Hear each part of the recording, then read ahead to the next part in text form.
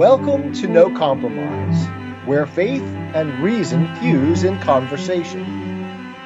Jenny and I continue our conversation on the Haidt effect. Okay, so that kind of leads you to the next article. Right. That was in the New York Times 2012. Why won't they listen? Right. It's called Why Won't They Listen? And what's striking about this one is that it is in the New York Times. Yeah, exactly. Which is, just so solidly left. Right. That, it was surprising. Surprising to read it. And this article is kind of like an explanation of Haidt's argument that's in the book. Right. Again. With this article. Right. So we're still on the Haidt thing here, and we see then how many waves he created when he wrote this book. All right, go ahead. So March 23rd, 2012, the New York Times, Why Won't They Listen? The article starts like this. You're smart. You're liberal. You're well-informed. You think conservatives are narrow-minded.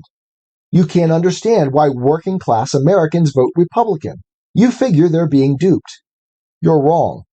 It's like, but this author is speaking to a leftist audience, and he's pointing out something. And this is like earth-shattering when they get it.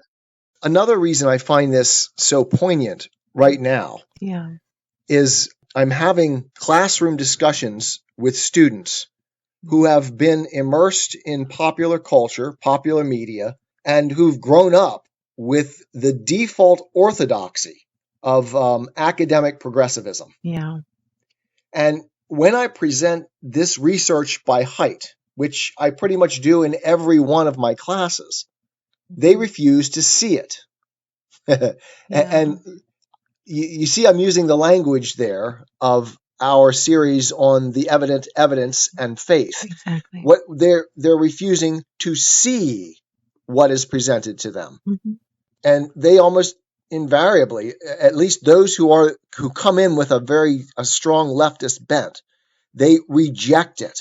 Yeah. They just refuse to acknowledge that it could be true.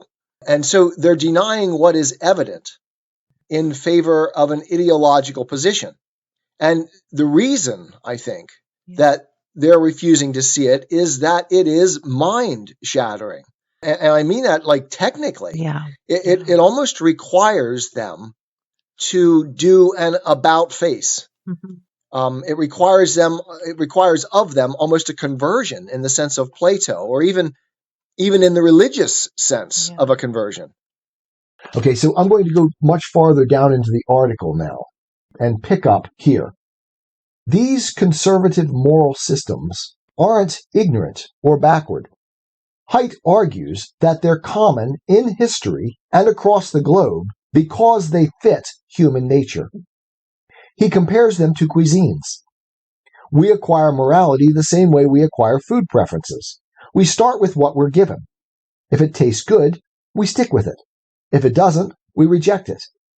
People accept God, authority, and karma because these ideas suit their moral taste buds. Haidt points to research showing that people punish cheaters, accept many hierarchies, and don't support equal distribution of benefits when contributions are unequal. So all of these things are things that the left just utterly rejects, and yet are fundamental to human nature and all societies throughout history that are functional. Exactly. You don't have to go abroad to see these ideas, the liberal says. Believe it or not, we can find them right here in the Republican Party. Social conservatives see welfare and feminism as threats to responsibility and family stability. The Tea Party hates redistribution because it interferes with letting people reap what they earn. Faith, patriotism, valor, chastity, law, and order. These Republican themes touch all 6 moral foundations, whereas Democrats, in Haidt's analysis, focus almost entirely on care and fighting oppression. This is Haidt's startling message to the left. When it comes to morality, conservatives are more broad-minded than liberals. Right. Like you and said. That is mind-shattering. Right. Like you said, leftists localize instead of globalize. Leftists, it's like an instant fix, like an instant hug that leftists care. And caring is something that is like an instant Band-Aid rather than what the bigger problem is. Yes, because they tend to look at fixing the immediate problems. Right, what's right in front of you. Right, without seeing the broader structures that underlay everything else. So let's just not hurt people. Right. And that'll fix things. But it doesn't. The reason that people get hurt are structural. Right. We want to make people feel good right now. Instant feel good. Right. Instead of fixing the problem. In The Coddling of the American Mind, he quotes a philosopher who said, "Prepare the child for the road, not the road for the child." And they constantly want to fix the road. Right. Right. instead of saying, okay, look, life's going to be hard. Yeah. You best get ready for it. And that goes into the maternalization of our culture. Right. And the infantilization. Right, of the populace. Right. Right. So that's one of my favorite sayings recently, that we have, as a culture, maternalized our structures. Right. And that means we're going to try to care for everybody at such a level that everyone will be taken care of and there will be no more problems. Right. And in doing so, we have infantilized our population. We've made everybody into little children. Oh, I'm hurt. Sorry. Right? And so mommy rushes in to fix it. Mommy's going to rush in and spank you. So this is Haidt's startling message to the left. When it comes to morality, conservatives are more broad-minded than liberals. So let's follow the logic here. Right. If conservatives and their ethics are more tuned in to the nature of the human and the natural world, and the left hates and despises conservatives, then ultimately what they are hating is nature and human beings as they are. And this carries on with like what we said about the left hating women when we were talking about the abortion debate. And they hate that women are the bearers of children. It's not fair that they have to carry that burden. And the trans movement. And the trans movement. If you don't want to be a girl, you can be a boy. Or you can be a boy. You might be a boy who's going to become a girl and compete against girls. Right, so that you can compete, and win. So this is, again, not a problem with the left per se. It is a problem with the leftist ideology that it has adopted for the last 250 years, the Marxist ideology. Marx loved to quote Faust, "All that exists deserves to perish." They hate the world that we live in. They hate the structures. They want to tear them down and rebuild them according to what they think is right. And conservatives are more anchored in the evident. In reality, yes, in the evident. Yeah. So just a few more points from that article.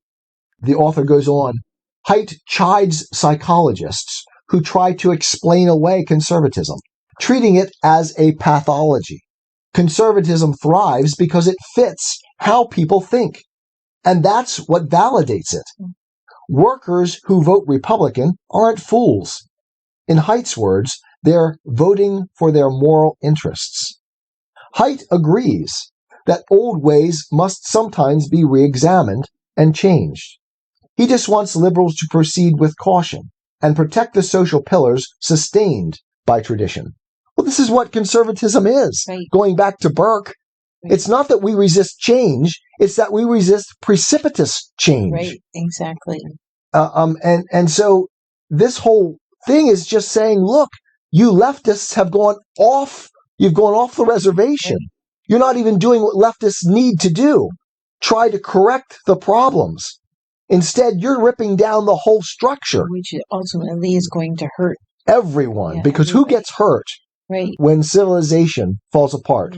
Not the strong and powerful, not the wealthy, the poor. Exactly. And they're the ones they're supposed to be watching out for. And they're the ones who are doing the greatest damage to by the leftist is doing today. See women, children are being hurt. So going on with the article, I think this is our last point.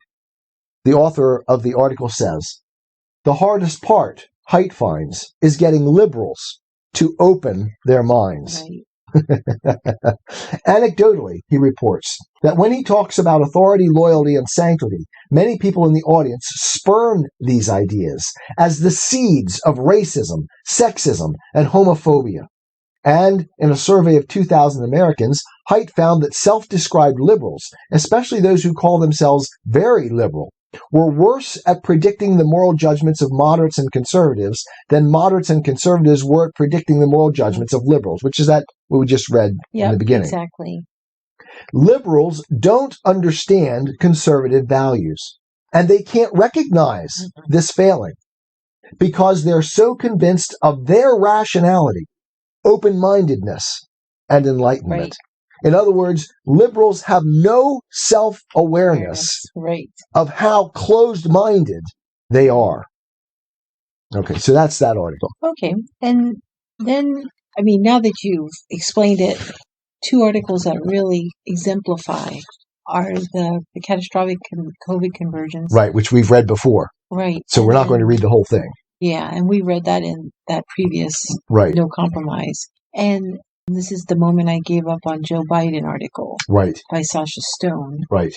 Okay, so the catastrophic COVID convergence was by Debbie Lerman. Right. Who calls herself an ultra-lefty. Right. And when was this?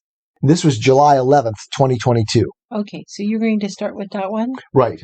Okay, make some points on that. All right. So she starts the article this way. So much basic scientific data and so many best practices and ethical standards in public health were abandoned during the COVID pandemic, it would be difficult to list them all. Nevertheless, we must remember just how much reality has been warped since March 2022, and try to understand how that warping occurred. Maybe, if we understand what happened, we can prevent it happening again. Maybe we can unwarp the narrative enough so that more people can see clearly what went wrong. So I like the word unwarp. She's seeking to unwarp, because I would say we have become so deeply warped through this Hegelian ideology that the left has adopted. And let me say here, it wasn't just the left that adopted it. The Nazis were Hegelians. So this is a problem. Hegelianism on the right has largely been stamped out, but it is alive and vibrant in the left. And when I complain about the left, what I'm complaining about is the Hegelian ideology that they have adopted, and which must be opposed, or we're not going to survive. So she's seeking to unwarp. But of course, she only sees the warping in relation to, as you said, one local problem. COVID. Right, the COVID problem. And just like Jonathan Haidt, he sees the whole thing starting in 2010 and not the broader structure that underlays it that goes all the way back. Right. So again, we see another one where they're seeing a local problem and saying, oh my goodness, this is horrible, we have to fix it. But they're not seeing where it comes from. She goes on, I want to know why real science got thrown out as misinformation. Propaganda turned into absolute truth.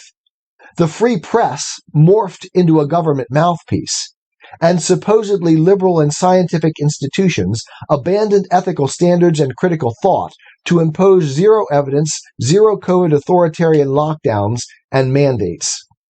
So what she's pointing out here is something that we've been seeing in the left all our lives. That sounds like what's been going on for a long time. Right, but now they see it only in relation to one area. Right. So especially the idea that the free press morphed into a government mouthpiece. The free press has never been a free press in my lifetime. Now it's gotten progressively worse, for sure. So it was better back in the 60s when I was born. There was still an attempt to be objective. And through the 70s, it was better than it is now, for sure. It was declining. Right. But it's gotten worse and worse. And now it's like the press is just literally a mouthpiece for the leftist agenda. Exactly. That's exactly right. And science has been has been slow. I mean, science was one of the last things to fall, Right. certainly. Certainly within academia, it was one of the last things to fall, the hard sciences. And we could probably still say that the majority of hard science things are resisting the left, but it's colonizing and it's getting there. Yeah. And that was a progressive fall. A progressive fall, yes. Yeah. Philosophy. And right, so the first things to go was philosophy, right? And then the humanities followed quickly, and the social sciences followed. And like Jonathan Haidt says, there's only one conservative in all of the social sciences, and I know him. He's a pretty nice guy. And now we're getting to the hard sciences, right? And math.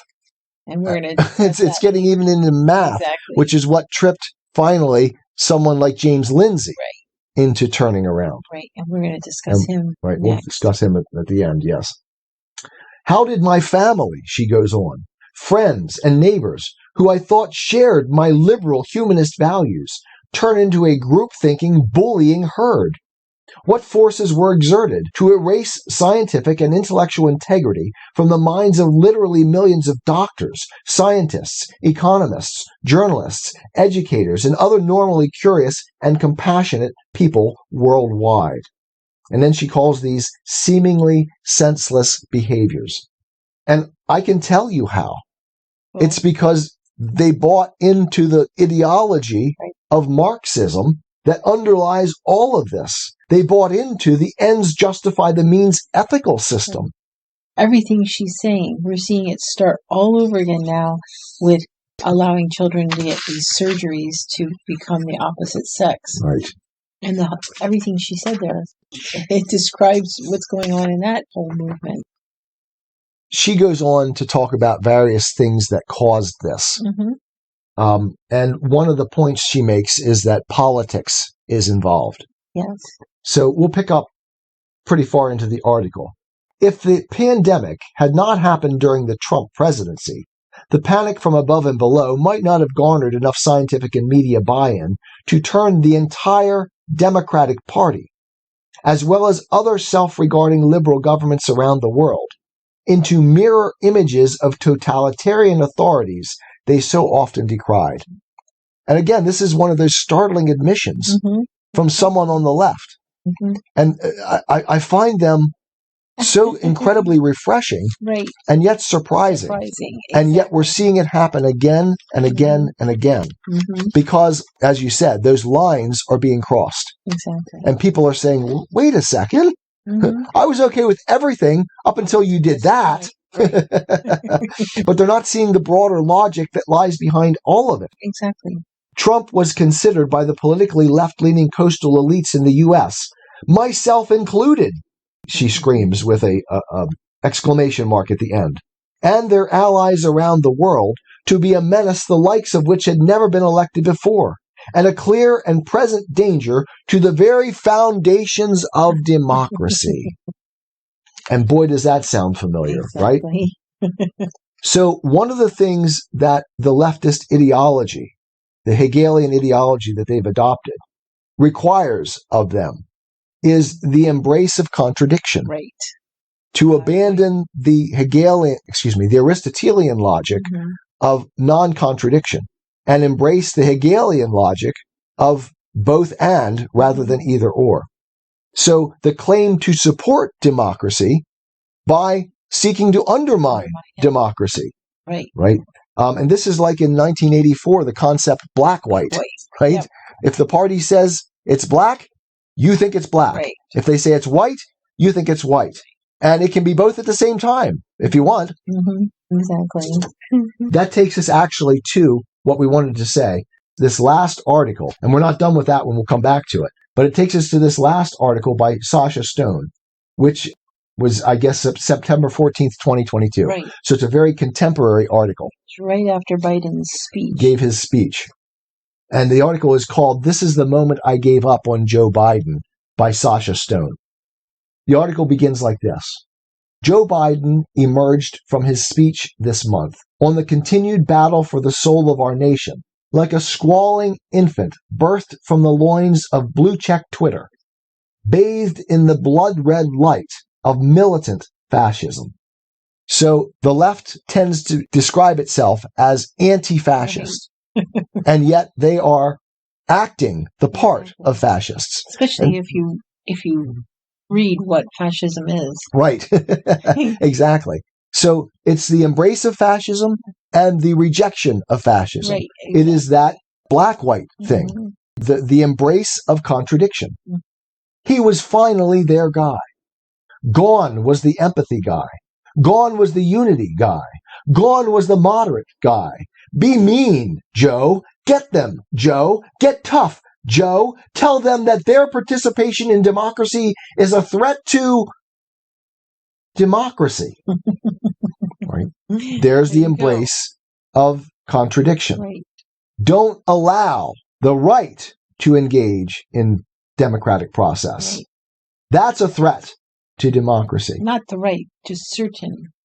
Oh, just certain members of the right. Yes, the MAGA right, Exactly. which is really just their way of saying anyone who's to the right of us. Exactly. Yes. Tell them, Joe. Tell the MAGA Republicans they're not welcome in their own country. Tell them their participation is a threat to a government of the people, by the people, and for the people. Tell them that democracy means they have to sit down and shut up. Again, the embrace of contradiction. Tell the truck driver who travels coast to coast, the police officer, the waitress, the bartender, the cable guy, the grocery store clerk, the grandmother, the garage mechanic, the veteran who served in Afghanistan, who now has been kicked out of the military for not taking the vaccine, the mother of two, who now must homeschool her children, that they are the violent extremists, posing the biggest threat to the country they call home. Tell them, Joe, that you've decided to throw them away like human garbage, and that you're hoping for another January 6th so that you can arrest anyone who ever voted for or supported Donald Trump. Tell them that you, and you alone, are America, and any threat to your power is a threat to the state, because that's not fascism at all. So this makes that point about demonizing people. The left demonizes people. And remember, this woman was a huge leftist. Biden supporter. Biden supporter, yes. She rallied for him. She did all sorts of things. So she was herself, right there on the front lines. Right, a big supporter and pushing for Joe Biden. Right. And now she's seeing it for what it is. And the right, conservatives, demonizes ideas, not people. Exactly. I mean, I think about this all the time. When I'm arguing with someone, I think you're wrong. You're just wrong. You're wrong about the facts. You're not thinking about it properly. Right. But you are a valuable human being. Right. Made in the image and likeness of God. And therefore you have inherent value. But for them... And you have a right, you're saying. And you have a right to say what you're saying. But for them, no. Right. They demonize the people. And you have to be shut up. Shut up or... And this is the logic of it, right? If we can kill the babies, why can't we kill the people who are holding back utopia? Exactly. In the future. Okay. But right now they are killing, I mean, in quotations, they are killing people by destroying their lives, removing them from, say, social media. Yes. Where that's where they... Oh, yeah. They have their businesses or... That's true. Whatever. Yep. By their radical attempts to control speech, they claim to support the Constitution. Yeah. They're undermining the First Amendment. And you're right. And they're taking people's lives away from them by taking their ability to speak. Right. And we have a lot to fear. We have a lot to fear about that because as podcasters, we may very well lose our ability just because of what we're doing today. Exactly. When if it raises a red flag. Right. They may very well cancel us. Exactly. And then we're done. Exactly. And also as a professor. Yeah. Right. We're facing exactly this problem. I have been warned that my speech is dangerous. Right. And we may very well lose our income as a result of that. I am a Christian, with the searching and skeptical mind of an atheist. I don't want to believe anything that isn't true. I know both sides of the looking glass, and I know them with open eyes. I choose Christ's side. I invite you to join me from wherever you stand before the looking glass. That's this week's episode. Thanks for listening. And remember, you can have your religious cake and eat it too. You can have reason, respect for science, a 21st century worldview, and be a Christian.